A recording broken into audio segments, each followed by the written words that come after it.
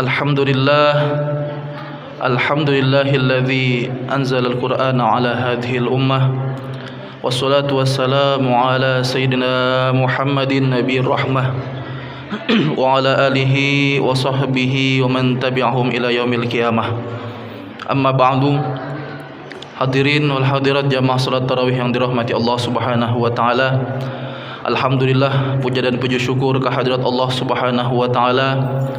Kita diberikan nikmat oleh Allah Subhanahu wa taala, diberikan pula kita sehat sehingga kita pada malam hari ini dapat berkumpul di tempat yang mulia dan juga di malam yang mulia, di mana malam ini adalah malam ke-17 daripada bulan Ramadan, yang mana hampir seluruh daripada penjuru dunia merayakan munasabah nuzulul Quran atau perayaan peringatan turunnya Al-Quran.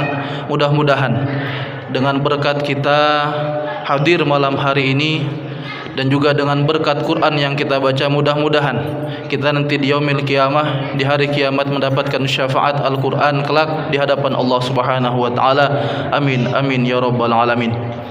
Dan tak lupa pula salawat beriring salam senantiasa tercurah kepada junjungan kita Nabi besar Muhammad sallallahu alaihi wasallam beserta seluruh keluarga, para sahabat dan para pengikut baginda Rasulullah ila yaumil qiyamah. Hadirinul hadirat yang dirahmati Allah Subhanahu wa taala, sebagaimana yang kita sampaikan tadi bahwasanya di setiap masjid-masjid ataupun musola-musola pada malam hari ini memperingati daripada peringatan nuzulul Quran atau turunnya Al-Quran.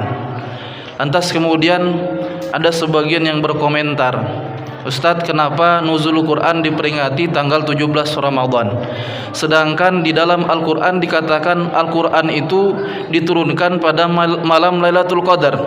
Inna anzalnahu fi Lailatul Qadar.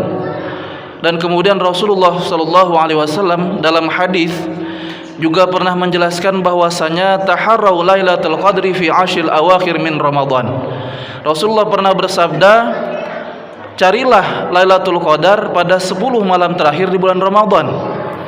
Tapi kenapa diperingati nuzul Quran pada malam 17 Ramadan? Nah, maka komentar yang seperti ini kita jawab, ya.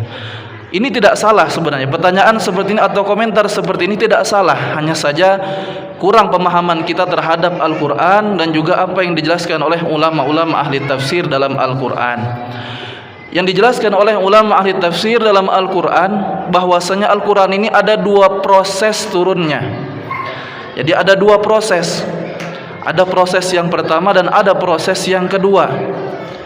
Nah, proses yang pertama inilah yang disebutkan dalam Al-Quran, Inna anzalnahu fi Lailatul Qadar, yang mana Allah Subhanahu wa ta'ala turunkan Al-Quran pada malam Lailatul Qadar. Nah, proses pertama ini adalah turunnya Al-Quran dari Lauhil Mahfud, langit yang pertama, menuju langit dunia yang disebut dengan Baitul Izzah, yang ulama ahli tafsir dalam tafsir Ibnu Katsir dijelaskan, Ibnu Abbas yang meriwayatkan bahwasanya Al-Quran ini diturunkan duf'atan wahidah, pertama kali oleh Allah Subhanahu wa taala diturunkan secara langsung, secara utuh, ya, mulai dari awal sampai akhir, dari Lauhil Mahfuz kemudian diturunkan ke Baitul Izzah. Bagaimana prosesnya? Wallahu alam. Kita tidak memikirkan bagaimana bentuk dan cara dan prosesnya, itu semua kehendak Allah. Yang jelas seperti itulah yang Allah Subhanahu wa taala firmankan dalam Al-Qur'an. Nah, baru kemudian ada proses yang kedua, turunnya Al-Qur'an dari Baitul Izzah langit pertama ke bumi, ya, kepada Rasulullah sallallahu alaihi wasallam, yang disebutkan oleh ulama ahli tafsir diturunkannya ini munajjaman. Nah, proses yang pertama tadi semua ulama sepakat itu pada saat Lailatul Qadar, yang mana Lailatul Qadar ketentuan Allah Subhanahu wa taala, hanya Allah Subhanahu wa taala yang tahu. Walaupun Nabi kita sallallahu alaihi wasallam menyebutkan ciri-ciri dan tanda-tandanya, dan juga dijelaskan oleh ulama. Salah satu tandanya sebagaimana disebutkan oleh pengarang daripada kitab I'anatul Talibin, kalau puasa itu dimulai daripada hari Selasa, itu kemungkinan besar Lailatul Qadarnya itu jatuh pada malam ke-27. Ya. Nah, dalam kitab lain ada juga Syarah Bujairimi disebutkan bahwasanya kalau puasa itu diawali hari Selasa, itu jatuhnya pada malam ke-25. Tapi jangan nanti malam 25 sama 27 aja yang rame. Ya, sisanya enggak ada lagi. Ya, jangan. Maksudnya adalah ini kita diminta untuk pada malam tersebut memperbanyak ibadah kepada Allah Subhanahu wa taala. Nah, tadi yang proses pertama ulama sepakat terjadi pada malam Lailatul Qadar. Nah, proses kedua inilah di saat Allah Subhanahu wa taala menurunkan Al-Qur'an dari Baitul Izzah kepada Rasulullah dengan cara munajjaman. Artinya adalah sesuai dengan kebutuhan, berangsur-angsur. Yang mana kita semua sepakat, ya ulama pun sepakat bahwasanya pertama kali turun firman Allah Subhanahu wa taala adalah surat Al-Alaq, Iqra bismi rabbikal ladzi khalaq. Hanya 5 ayat saja. Nah, itu ulama semua sepakat bahwasanya itulah firman Allah Subhanahu wa taala yang pertama kali turun ke bumi kepada Rasulullah sallallahu alaihi wasallam. Namun tentang kapan terjadinya tersebut ada perbedaan pendapat ulama. Ya, ada yang mengatakan tanggal 18, ada yang mengatakan tanggal 19, ada yang mengatakan tanggal 24 Ramadan.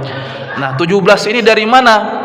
Ada ulama yang berpendapat lain tentang firman Allah Subhanahu wa taala, wa qad anzalna ala 'abdina yaumal furqan yaumal taqal jam'an.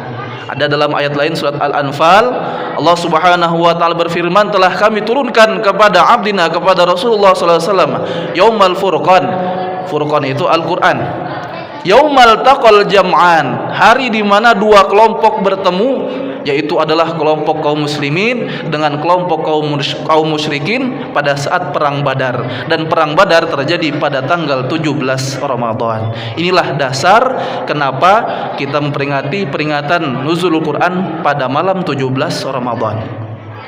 Lantas kemudian yang terpenting adalah bukan kita membahas tanggal ataupun kapan terjadinya. Yang terpenting adalah kita mengambil hikmah daripada turunnya Al-Quran tersebut, bagaimana kita bermuamalah dengan Al-Quran. Ya, masalah hari sebenarnya tidak menjadi permasalahan, hanya saja kita jelaskan karena ada sebagian komentar. Nah, untuk menjawab komentar tersebut maka kita sampaikan. Tapi yang terpenting bagaimana kita bermuamalah dengan Al-Quran. Kita tidak panjang lebar. Yang terpenting di sini ingin kita sampaikan adalah bagaimana kita memuliakan Al-Quran. Karena tujuan nuzul Quran adalah memuliakan Al-Quran. Sebelum kita membahas bagaimana kita mempelajari Al-Quran dan lain sebagainya, terlebih dahululah kita pahami bagaimana kita menghormati atau beradab dengan Al-Quran. Sebab Al-Imam Az-Zarnuji dalam kitab beliau mengatakan, ma wasala man wasala illa bil hurmah, wa ma halaka man halaka illa bitarkil hurmah. Tidak sampai seseorang yang ingin menuju sesuatu kecuali dengan cara menghormati atau memuliakan. Dan tidaklah hancur atau musnah seseorang kecuali dengan dia meninggalkan sesuatu yang namanya memuliakan.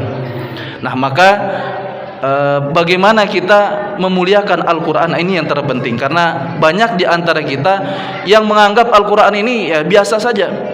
Bahkan ada yang lebih parah, ya, orang yang meremehkan sekali dengan Al-Quran. Bahkan ada yang sampai berani menginjak Al-Quran karena dianggap bahwasanya Quran ini hanya kertas biasa.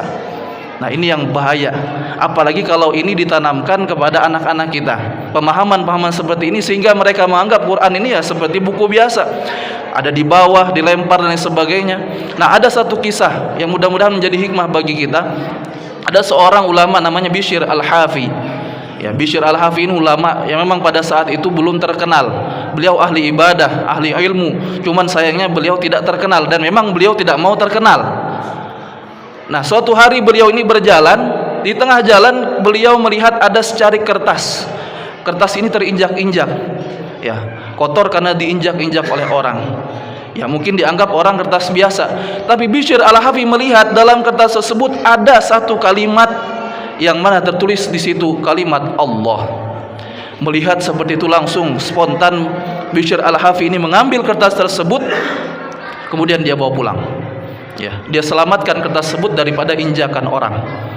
Dia bawa pulang sampai di rumah, dia bersihkan, khususnya kalimat Allahnya dia bersihkan, kemudian dia ambil minyak harum, parfum atau wangi-wangian, dia letakkan di kalimat Allah, kemudian dia taruh di atas, diselipkan dalam Al-Quran, ditaruh di tempat yang tinggi. Ya mungkin kita anggap hal ini ya biasa saja. Beliau pun juga tidak mengira bahkan terjadi apa-apa. Hanya sebagai artinya spontanitas ketika melihat ada kertas, ada tulisan Allahnya. Namun ternyata setelah beberapa hari Bishr Al-Hafi ini bermimpi. Nah, dalam mimpinya tersebut ada seruan kepada beliau, "Ya Bishr, laqad 'azzamaka ismana sanu'azzim ismak." Wahai Bishr, ada seruan dalam mimpi tersebut kepada Bishr, "Engkau telah memuliakan nama kami, maka kami akan muliakan nama engkau." Maka setelah itu, ya, Bishr ini didatangi oleh orang banyak. Setiap kalimatnya, ucapannya, nasihatnya, ceramahnya selalu diingat oleh orang. Kemudian dicatat. Bahkan di setiap kitab-kitab tasawuf yang dikarang oleh ulama-ulama terkenal seperti Al-Imam Al-Ghazali dan lain sebagainya, mesti dalam kitabnya ada kalimat atau ucapan daripada Bishr Al-Hafi.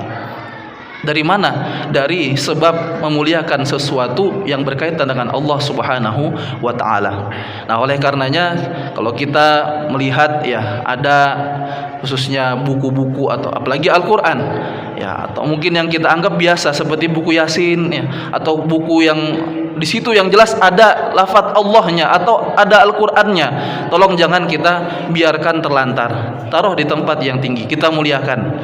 Karena kita muliakan tersebut adalah bagian daripada takwa kepada Allah Subhanahu wa taala. Wa ma yu'azzim sya'airallah fa innaha min taqwal qulub. Karena barang siapa yang muliakan syiar Allah, bahwasanya itu adalah bagian daripada takwa hati. Lantas kemudian ada yang bertanya, "Ustadz, bagaimana kalau seandainya Al-Qur'an ini ada di handphone? Saya sekarang jarang sudah megang Quran. Artinya saya jarang membaca melalui Al-Qur'an, tapi melalui handphone karena di handphone ada aplikasi. Nah, bagaimana hukumnya, Ustadz?" Nah, guru kami, ada salah seorang guru kami, Al-Habib Ali bin Muhammad Al-Mashhur, Allah yarhamuh, yang beliau sudah wafat, mudah-mudahan Allah merahmati beliau. Beliau adalah salah seorang daripada ketua Dewan Fatwa yang ada di kota Tarim Hadramaut. Beliau pernah ditanya tentang hukum handphone yang ada aplikasi Al-Qur'annya. Maka beliau menjawab, apabila handphone tersebut aplikasi Al-Qur'annya menyala dan ada gambar atau tulisan teks Al-Qur'annya, maka dihukumkan sama sebagaimana Al-Qur'an. La yamassuhu illal mutahharun. Memegangnya harus dalam keadaan suci, tidak boleh dalam keadaan tanpa berwudu.